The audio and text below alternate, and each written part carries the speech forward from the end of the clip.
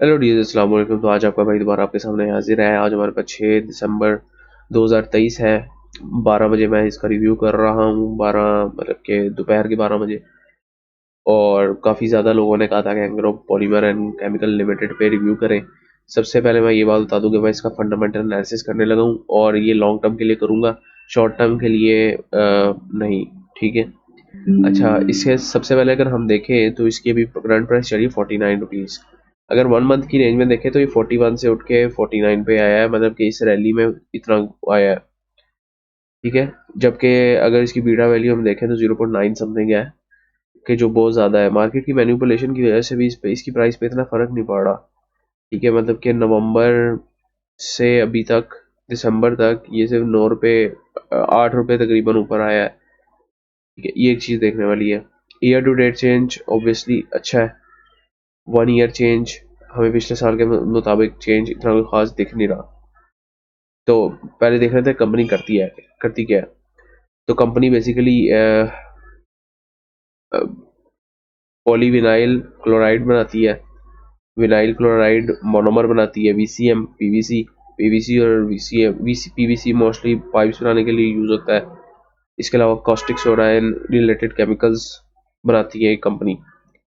तो हमें पता चल गया इसका मोस्टली केमिकल्स वगैरह से काम है इस कंपनी का। और इसका एक प्लस पॉइंट ये है कि पीवीसी मोस्टली पाकिस्तान में सिर्फ एक ही कंपनी एक बड़े स्केल पे कर रही है, जो Engro polymer and chemical limited है।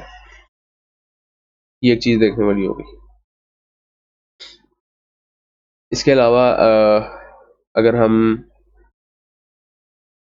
अ, इसकी अक्टूबर 13 का ज़रा अगर एक जो सेशन हुआ था उसका उसकी स्लाइड्स देख लें तो इससे भी हमें थोड़ी चीज़ें वाज़ेह हो सकती हैं। लेकिन उससे पहले मैं आपको ये इसकी थोड़ी फाइनेंशियल्स दिखा दूं कि ऑब्वियसली डिविडेंड देने वाली कंपनी है। ठीक है। सेल्स भी इसकी कोई काफ़ी साल से इंक्रीज़ हो रही हैं, लेकिन इस साल अभी तक 3 क्वार्टर हो गए हैं और हमें मतलब इतनी सेल्स देखने को नहीं मिली।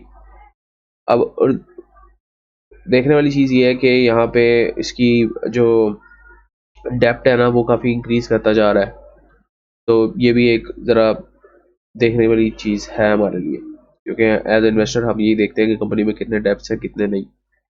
अगर यहाँ पे टोटल एसेट्स देखें तो 83.96 और पिछले साल के देखें तो 77.82, तकरीबन 6 बिलियन एसेट्स उसने इंक्रीज किए हैं। ठीक है, अच्छी बात है। लेकिन अगर हम यहाँ पे देखें 47.8 बिलियन और 56.82 बिलियन लाइबिलिटीज, मतलब कि 6 बिलियन एसेट्स इंक्रीज किए हैं, लेकिन उसमें 9 बिलियन का लोन लिया उन्होंने। ठीक है, तो ये भी एक चीज़ देखने वाली है और ये 2022 का डाटा है, 2021 और 22 का। तो ऑब्वियसली मेरे ख्याल से जिस तरह इंटरेस्ट रेट चल रहा है पाकिस्तान में और इंपोर्ट्स पे जितनी एलसीज पे बहुत पाबंदी है, उसके मुताबिक इसमें और ज़रा डिक्लाइन आएगा। अच्छा, अब यहाँ पे अगर हम देखें अगर मैं क्वार्टरली करूँ तो फाइनेंशियल्स अगर देखो एनुअल हमें गौर से देखना चाहिए कि 2021 में 16.32 का ईपीएस था और 2022 में 12.39 का। अगर इसमें देखें तो इन तीनों का ईपीएस 3 क्वार्टर हो गया, 3 का ईपीएस मिलाएं तो तकरीबन हमारे पास बनता है 1.3, 2.7, 4, तकरीबन 4 और 5.5, 5.5। और चले मैं कहता हूँ कि अगले क्वार्टर का 5 भी लगा लेते हैं ईपीएस, तो 10 ईपीएस तकरीबन हमारे पास आता है पूरे साल का, जो कि 12.39 से भी कम है, 16.32 से भी कम है। तो 2023 का ईपीएस इतना कोई खास आने नहीं वाला। अच्छा, इसका फाइनेंशियल ईयर हम देख लेते हैं कब खत्म होता है। इसका फाइनेंशियल ईयर हमारे पास मेरे ख्याल से दिसंबर में खत्म होता है। लास्ट रिपोर्ट देख लेते हैं कब आई थी।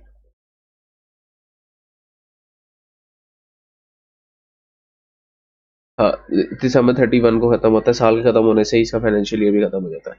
तो उम्मीद तो नहीं है कि इतनी इसकी अर्निंग पर शेयर आएगी, लेकिन फिर भी देख लेते हैं कि क्या सीन बनता है इसका। अच्छा, यहाँ पे एक मैं पढ़ रहा था कि agro chemical corporate briefing session जो हुआ था उसमें स्लाइड्स देख लेते हैं इनकी।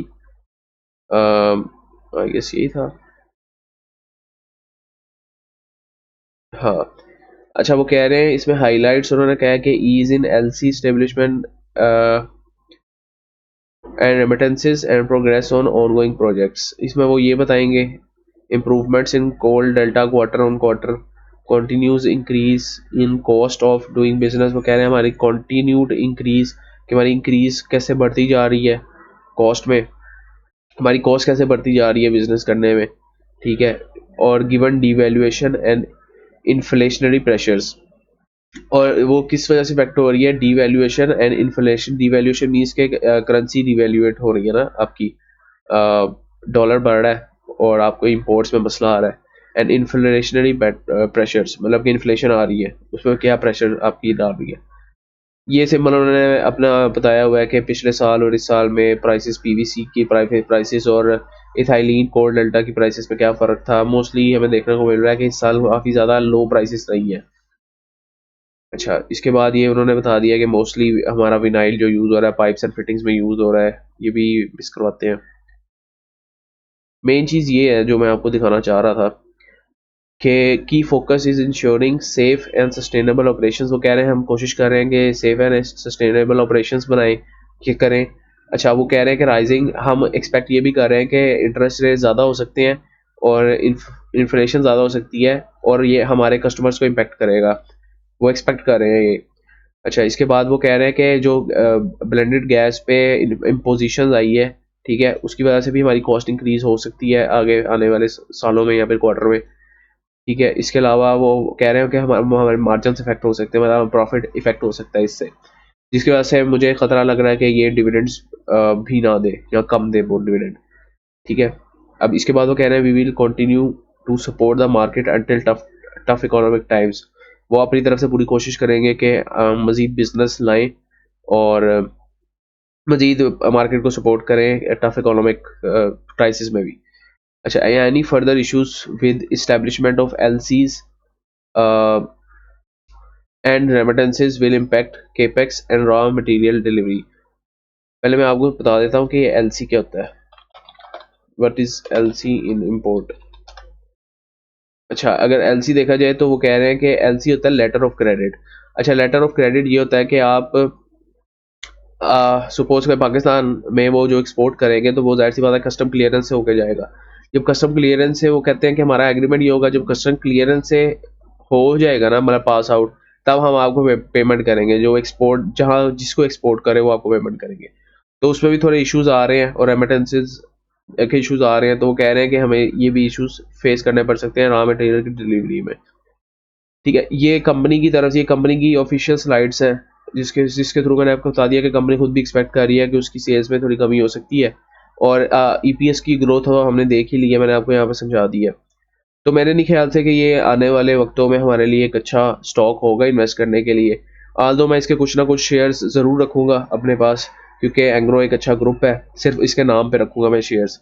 लेकिन मुझे इसकी ऐसा परफॉर्मेंस में इन्फ्लेशन रेट की वजह से, डॉलर पाकिस्तानी रुपी डिवैल्यूएशन की वजह से मुझे इस पर कोई खास इतनी उम्मीद नहीं है। इसके अलावा इसकी पी रेशो भी देख लें, डिविडेंड्स के लिहाज से इसकी ग्रोथ बहुत कम है, ठीक है। तो मेरे ख्याल से मैं इसमें इन्वेस्ट नहीं करूँगा इतना, जितना थोड़ा बहुत अगर मैंने रखना हो स्पेकुलेशन के लिए वो रख लूँगा। लेकिन अगर अक्लमंद की बात की जाए तो मैं एटलीस्ट इसमें इन्वेस्ट नहीं करूँगा। हर किसी की राय डिफरेंट हो सकती है और ऑब्वियसली एंग्रो एक अच्छा ग्रुप है, तो कुछ ना कुछ वो कर सकता है इसकी सेल्स बढ़ाने के लिए। लेकिन at this point of time मैं खुद इसमें इन्वेस्ट नहीं करूँगा। तो उम्मीद करता हूँ आप लोगों को ये वीडियो पसंद आई होगी, आपको थोड़ी वैल्यू मिल रही होगी। अगर थोड़ी सी भी वैल्यू मिल रही है तो अपने दोस्तों के साथ शेयर करें, लाइक करें, सब्सक्राइब करें और आने वाली वीडियोस का इंतज़ार करें। आप बताएं मैं किस स्क्रिप्ट पे मज़ीद फंडामेंटल एनालिसिस करूँ। काफ़ी ज़्यादा स्क्रिप्ट्स मेरे पास जमा हुई हैं, काफ़ी ज़्यादा लोगों ने रिक्वेस्ट की है, तो मैं आपको बता देता हूँ मैं कौन कौन सी स्क्रिप्ट सोच रहा हूँ। मैं सोच रहा हूँ कि सर्ल पे कर लूँ, एच होंडा कार्स पे करूँ, OTSU पे करूँ और IDYM पे फंडामेंटल और टेक्निकल दोनों रिव्यूज़ करूँ। तो आप भी अपनी स्क्रिप्ट करें तो इंशाल्लाह उसको मैं अपने स्केड्यूल में अरेंज कर लूँगा। नेक्स्ट टाइम के लिए अपने भाई को इजाज़त दीजिए। वीडियो पसंद आई है तो लाइक करें, सब्सक्राइब करें, फ़लस्तीन भाइयों के लिए इमदाद भेजें और उनकी भी मदद करें। एटलीस्ट हमारा नाम उन लोगों में होना चाहिए ताकि डे ऑफ रेसरेक्शन वाले दिन हम ये कहने जोगे हों कि हमने भी कुछ ना कुछ मदद की थी अपने भाइयों के लिए। नेक्स्ट टाइम के लिए अपने भाई को इजाज़त दीजिए। अल्लाह हाफ़िज़।